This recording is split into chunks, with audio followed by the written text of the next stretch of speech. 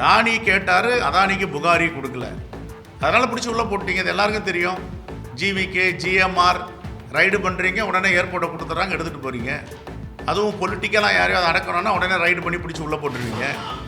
முதலமைச்சர்களையே, சாதாரண வியாபாரிகளை தொழிலதிபர்கள் மட்டும் கிடையாது.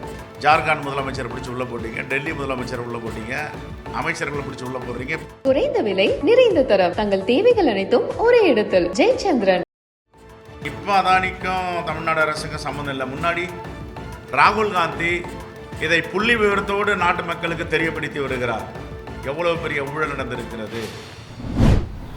சார், இப்போ பார்லிமெண்ட் செஷன் ஸ்டார்ட் ஆகும் 27th.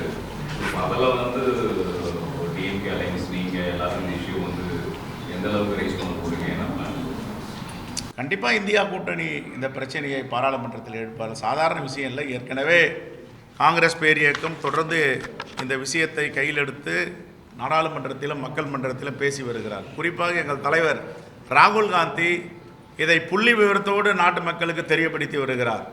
எவ்வளவு பெரிய ஊழல் நடந்திருக்கிறது. மொரிஷஸில் இருந்து டாலர்கள் எந்த வழியில் வந்தது, யாருக்கு வந்தது, அந்த வெளிநாட்டு பிரதிநிதி யார் என்று பாராளுமன்றத்தில் கேள்வி கேட்டார், பதில் இல்லை.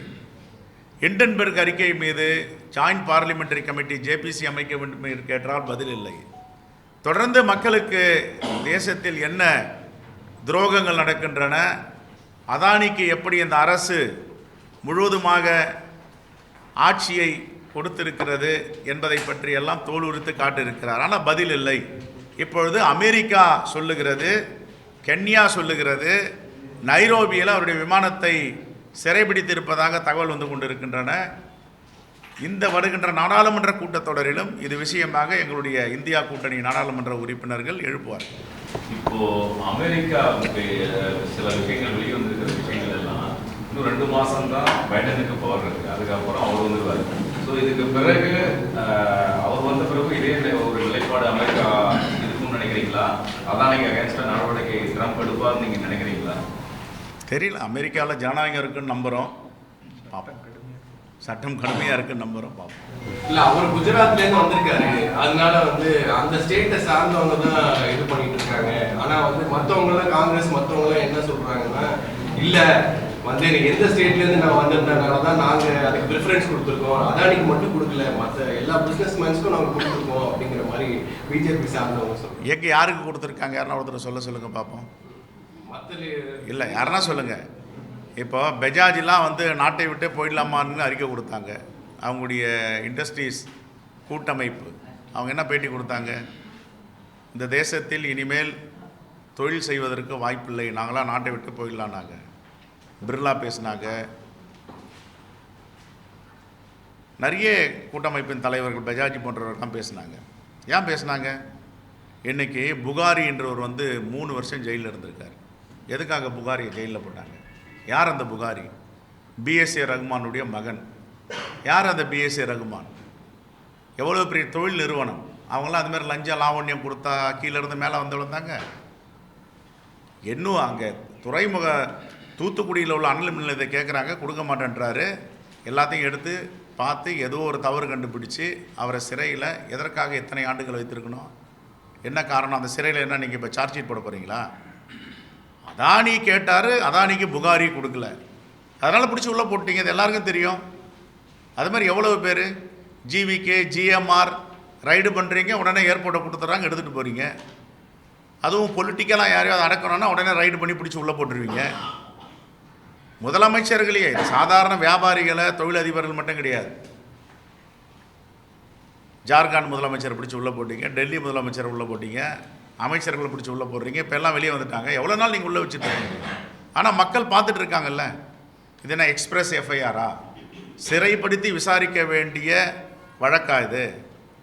உண்மையிலேயே அவங்க தவறு செஞ்சால் சார்ஜ் ஷீட் போட்டு போங்க. சார்ஜ் ஷீட் போட்டு நீதிமன்றத்தை நிறுத்தி தண்டனை வாங்கி கொடுங்க. இந்த மாதிரி தவறாக செஞ்சுருக்காங்க, அவங்க தவறு செய்யாமலே அவங்க மேலே போட்டிருக்காங்க, இவருக்கு தவறு செஞ்சுருக்காரு, இவரை ஜெயிலுக்கு போடுங்கன்னு சொல்லுவாங்க. இல்லை, இப்போ பார்த்தீங்கன்னா பல அதிகாரிகள் இருக்காங்க. எந்த அரசு தவறு செஞ்சாலும் தட்டி கேட்டுட்டு நிமிர்ந்து நிற்கிறாங்க. வரலாற்றில் இடம்பெறுகிற அதிகாரிகள் இருக்காங்க. இப்போ சமூக விரோதிகள் நடக்கணுமா? ரெபோயிரோ இருக்கார் மும்பையில். அவர் பேர் இன்னும் காவல்துறையில் நீண்ட நெடிய காலம் இருக்கும். அதே மாதிரி நிறைய அதிகாரிகள் சொல்லலாம். நேற்று கூட ஒரு மிகப்பெரிய வைரல், ஒரு அதிகாரி வந்து டிரான்ஸ்ஃபர் ஆகிட்டு போகிறார், ஆந்திராவை சார்ந்தவர். அந்த மாவட்டத்து மக்கள் எல்லாம் மனித சங்கிலி போட்டு மலர் வரவேற்பு கொடுக்குறாங்க. அப்போ அதிகாரிகள் வரலாற்றில் இடம்பெறாங்க. அதுமாரி சிபிஐயில் இருக்கிறவங்க, ஐடியில் இருக்கிறவங்க, அமலாக்கத்துறையில் இருக்கிறவங்கெல்லாம் நியாயமாக இருந்தால் நடவடிக்கை எடுக்கணும். அரசியல் காழ்ப்புணர்ச்சியோ நடவடிக்கை கூடாது. இதை தட்டி கேட்டு நானும் பிறந்தேன், அதிகாரியாக வந்தேன், வளர்ந்தேன், மறைந்தேன் இருக்காமல் தவறுகளை தட்டி கேட்குற அதிகாரிகளாக இருக்கணும். அதை தான் எல்லா அரசியல் கட்சிகளும் விரும்புகிறது, மக்களும் அதான் எதிர்பார்க்குறாங்க. சார், மதுரையில் சுரங்கம் அந்த வேதாந்தா நிறுவனத்துக்கு அந்த இஷ்யூஸ் வந்து மக்கள்லாம் போராட்டம் பண்ண ஆரம்பிச்சிருக்காங்க. தமிழ்நாடு கவர்மெண்ட் வந்து அப்ரோட் கொடுக்கூடாதுன்னு சொல்லியிருக்காங்க. இந்த விஷயத்தில் நாங்களும் இந்த சட்டமன்றத்தில் எழுப்ப இருக்கோம். கன்னியாகுமரி மாவட்ட மக்கள், நேற்று நான் கன்னியாகுமரியில் உலக மீனவர்கள் தின மாநாட்டில் கலந்துட்டேன்.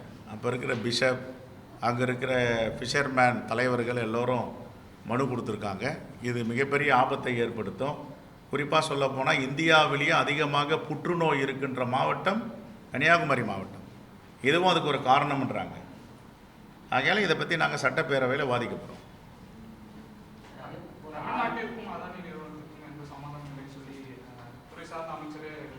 யாருங்க? தமிழ்நாட்டிற்கும் தமிழ்நாடு மின்சார வாரியத்திற்கும் அதானி நிறுவனத்திற்கும் எந்த தொடர்பு இல்லைன்னு சொல்லியிருக்கிறாங்க. தமிழக அமைச்சர் செந்தில் பாலாஜி அவர்களும் பேசியிருக்காரு. இதை நீங்க எப்படி பாக்குறீங்க? இல்லை, இப்போ அதானிக்கும் தமிழ்நாடு அரசுக்கும் சம்மந்தம் இல்லை. முன்னாடி இதுக்கு முன்னாடி என்ன நடந்துச்சு? ராமநாதபுரத்தில் போட்டிருக்க கிரீன் எனர்ஜிலாம் யார் காலத்தில் கொடுத்தது? எதற்காக அப்போ வழக்கு போடப்பட்டது? முன்னாடி ஆட்சியில் தான் கிரீன் எனர்ஜி தமிழ்நாட்டுக்குள்ளே கால் ஊன்றுனாங்க. பெரிய அளவில் ராமநாதபுரம் மாவட்டத்தெல்லாம் கிரீன் எனர்ஜி டெவலப் பண்ணியிருக்காங்க. ஃபுல்லாக அதானி தான். அது ஒரு வழக்கெல்லாம் இன்னும் நிலுவையில் இருக்குது.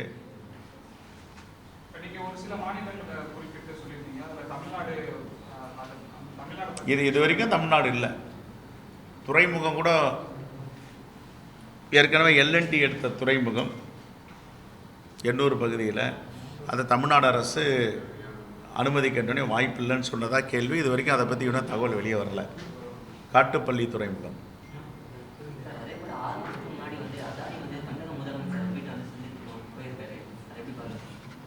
அது எங்களுக்கு தெரியலையே. அது மாதிரி படம் வந்திருக்காண்ணா? இல்லை, படம் வந்திருக்கா? அது மாதிரி ஏதாவது தகவல் வந்திருக்கா? இல்லைங்க, அது மாதிரி ஏதாவது மீடியாவில் வந்திருக்கான்னு கேட்குறேன். எங்களுக்கு தெரியல. ஆதாரப்படி தான் சொல்லுங்கள், நாங்கள் கேட்குறோம். சந்திக்கலாம். ஒரு முதலமைச்சரை தொழிலதிபர்கள் சந்திக்கிறது ஒன்றும் தவறு கிடையாது. தவறான வழியில் தொழில் பண்ண, இப்போ டாட்டா இருந்தாருன்னா டாட்டா தவறான வழியில் வளர்ந்து வந்தார். பிர்லான்றாங்க, பிர்லா தவறான வழியில் வளர்ந்து வந்தார். பெஜாஜ்ன்றாங்க, பெஜாஜ்லாம் தவறான வழியில் வளர்ந்து வந்தது. அது மாதிரி எவ்வளோ கம்பெனி இருக்குது. சிம்சன் இருக்குது, இங்கே டிவிஎஸ் இருக்குது, நம்ம ஊர் நிறுவனங்களும் இருக்குது. இவங்கெல்லாம் தவறான வழியில் அரசியல்வாதி பிடிச்ச மேலே வந்தாங்க. கடன் தள்ளுபடி, வரி தள்ளுபடி, அப்புறம் எல்லாரையும் மிரட்டி எல்லா கான்ட்ராக்டையும் எடுத்து ஒரு சாராரு கொடுக்குறது. அது மாதிரி எந்த காலத்தில் நடக்கலையே. மோடி ஆட்சியில் தானே இதெல்லாம் நடக்குது. குறைந்த விலை, நிறைந்த தரம், தங்கள் தேவைகள் அனைத்தும் ஒரே இடத்தில். ஜெயச்சந்திரன்.